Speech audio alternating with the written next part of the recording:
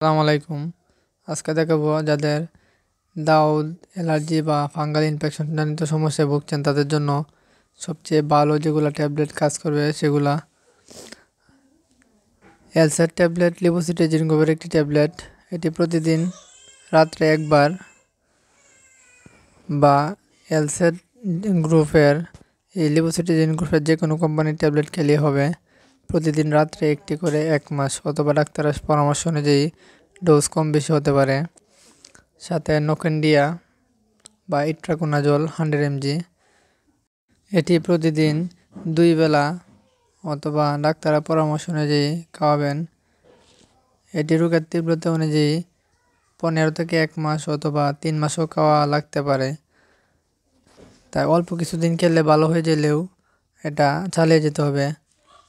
এজন্য অল্প কয়েকদিন খাওয়ার পর গ্যাপ দিয়ে এলে পর আবার এটা দেখা দেয়। এজন্য পুরো ডোজ কমপ্লিট করবেন। সাথে